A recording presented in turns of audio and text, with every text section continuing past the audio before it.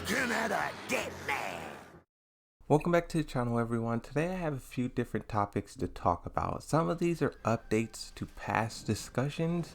Some of these are brand new ideas that I want to discuss and break down. The first thing that I do want to talk about is Bandai Namco's logo. Now, they showed us the new logo like a couple months ago. A lot of people hated it, the pink. Why not make it orange?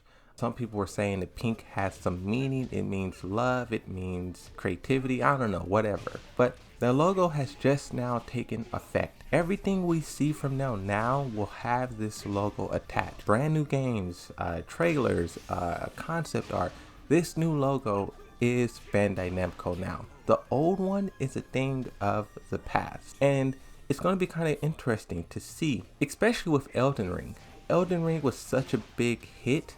That logo shift probably should have been done before Elden Ring comes out, because I have a tweet here. I talked about this already, this news article, but you have Elon Musk tweeting about it.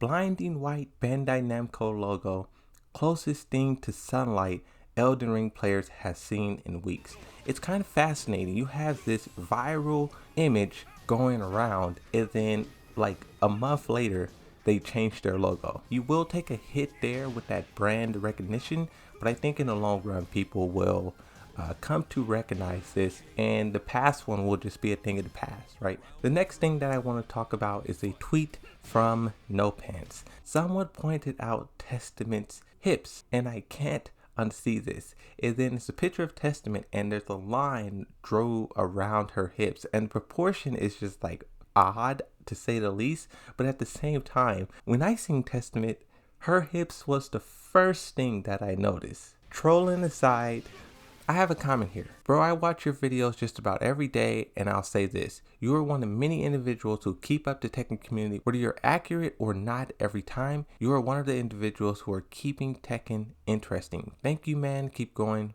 Shout me out, please. Now, this is the thing. Recently, I went undercover. I created a fake Discord account, and I went on Discord, and I joined many of the Tekken Discord's channels just to see what they're saying about the channel. And a lot of it was negative. Some people say I clickbait. Some people say the videos are too long. That's really all I really seen there. But I get some people don't like my channel. And that's fine. I say all the time, you don't have to watch, you don't have to subscribe. But everyone who does, thank you, right? But I just think comments like this is really cool. When I went undercover on Discord, it was amazing. It was amazing. I laughed so much at what the people were saying. And a lot of it wasn't really toxic. The one thing that I seen that really upset people when I was talking about King. Back like 6 months ago, I was talking about how King's rolling death cradle should be punishable. I was saying if you break it, you should be able to jab punish. You should be able to throw King back. Me saying that upset so many people. And do I feel that way now? I guess I would say no, they can leave it the way it is, but I still feel like it's griefing. King players rely on it so much, and that's kind of the point I was trying to make. It's like when Yoshimitsu players are losing, we don't have some rolling death cradle to fall back on. When Jin players, they have one of the worst win rates in the game too. When they're losing, they don't have a rolling death cradle to fall. So that's kind of was my point. It's like King mains, whenever they're losing, they can try a giant swing and rolling death cradle. And I feel like it's a crutch. A lot of those players just are carried by that. You talk about people buying Fakram and being carried up the ranks. I feel like it's the same thing for the rogue. See, I'm doing it all over again. This video is going to be in Discord, and they're going to be like, this guy's a scrub. But it's the same thing. Being carried by a rolling death cradle is no different than being carried by Fakram. I'm going to say it. It's be mad if you want. It's the truth. That's how people use it online. When you're losing, people will try a giant swing and rolling death cradle. That's just what they do. Now let's move on. I have two really long comments, but I think both of these are really good. The first one I want to read, it says, I've been telling you about the charity in the story. already. If you're right about Leroy, then that just shows the show taking a completely different route from the canon story. And this is exactly what people don't want. People don't want the experience of a different story. They want to experience the story they already know and love. That's what people are expecting. Otherwise, it's just a different story with the same name. Josie and Fakuram have similar moves. It doesn't mean they have anything to do with one another, and they don't. So this was a good comment. When I talk about the story, I always talk about pushing it in new directions, especially when you talk about Tekken 3. I think I do be wrong sometimes when I talk about pushing Tekken 3 in a new direction, because it's Tekken 3. That's like the bedrock. That's like the foundation of the game. So this comment kind of changed my mind. I don't think they should go in and do a bunch of retcons and change things, but I still believe they should throw some twists and turns in there to keep it interesting.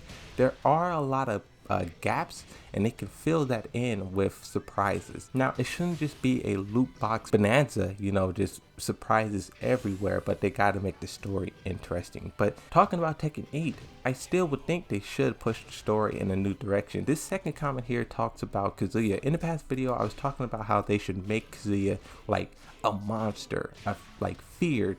He has to kill someone to really like show that he's serious, and he has to take complete control of the Mishima Zaibatsu and the G Corporation and merge them together. Now he's like a global, I was talking about Kazuya and saying he should be this true ultimate villain. But this comment here takes a different route, and I think it's a really good one.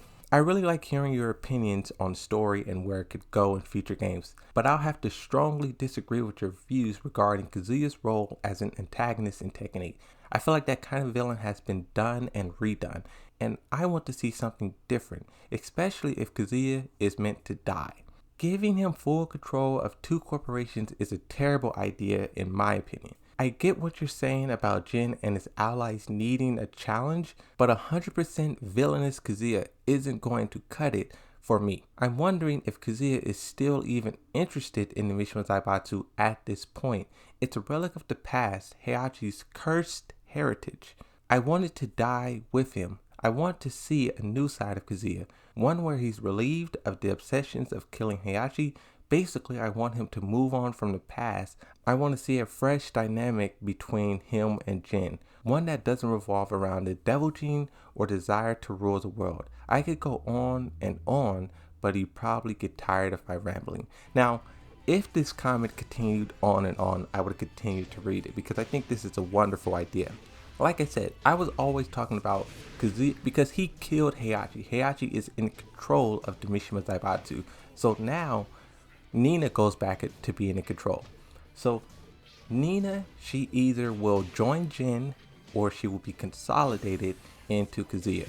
But what if the Mishima Zaibatsu collapses and it turns into nothing? It's only the G Corporation left.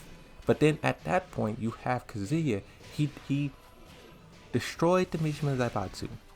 I think in Tekken 2 or Tekken 3 it specifically said that he was being worse. When he was in control of it, he was being worse than Heihachi. And I was saying, from the looks of it, it sounded like he was trying to run it into the dirt. So what if after all these years, at the end of Tekken 7, he finally does that? He destroys the Mishima Zaibatsu completely, and he kills Heihachi. And now he's kind of like, he's like Thanos at the end of Endgame. No, I think Infinity War. The whole Infinity War, he's going around killing people, taking gems. He's like, doing all this crazy stuff. But at the end of it, he wants to retire and live a happy life. Will Kazuya do the same? Heihachi's gone. The Mishima Zaibatsu also could be gone. Will he just retire and try to live a happily ever after?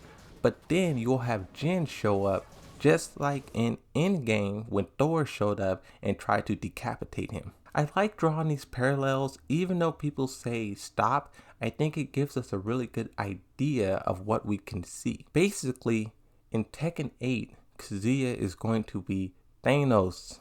I don't know, I think it's a really cool idea there, and I would agree with this one. Screw what I was saying about merging the two.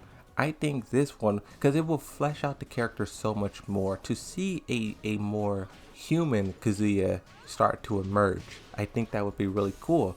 And also, when you talk about Kazuya no longer being evil, you have to wonder, will that resurrect Angel? Because Angel was tied directly to his humanity. You had Devil Gene on the Devil Kazuya on the right side, that is the evil. And then you have Angel on the left side, that's the good. So will Angel return? Will he manifest her? You know? I don't know. I think this route opens up so many more possibilities, and I'm excited to see this. This is why I talk about story, because what they decide to do, they have many options, many options, right? I have another poll in here. It says, did people really like Tekken Force? Is it nostalgia? My memory of them was that those modes were always clunky. I'm not saying we shouldn't have single player modes, but I was just never a fan of those modes. 257 votes on this. The majority, 184, says yes, they should bring it back. Yes, we like it. And this is another thing. I did a video already where I was talking about when it could possibly show up. I was reading a news article.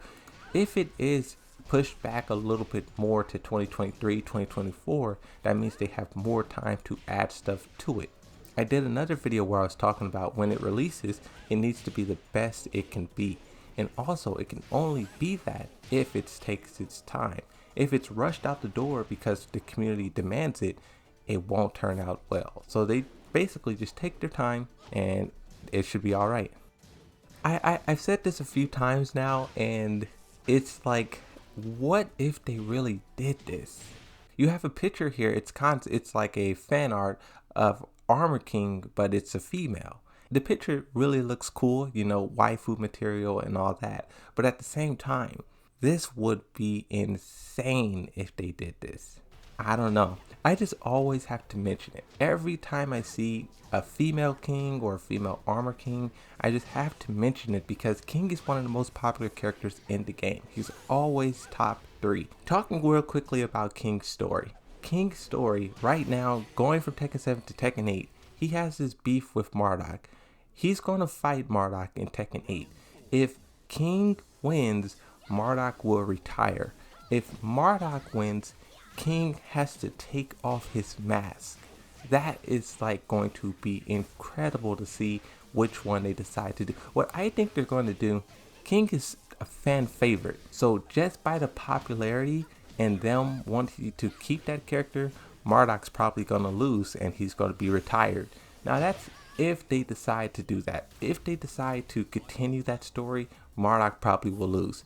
But if they decide not to do that because they don't want to retire Marduk, they probably will have some like retcon, like, oh, Jin showed up and they both teamed up to take him down or something like that, you know? But that's it. That's everything that I want to talk about. Many different ideas for us to think about and break down. I'm going to be reading the comments as always. Even though I don't respond, I definitely read all the comments and I enjoy it. But that's it. I'll see you guys next time. Bye bye.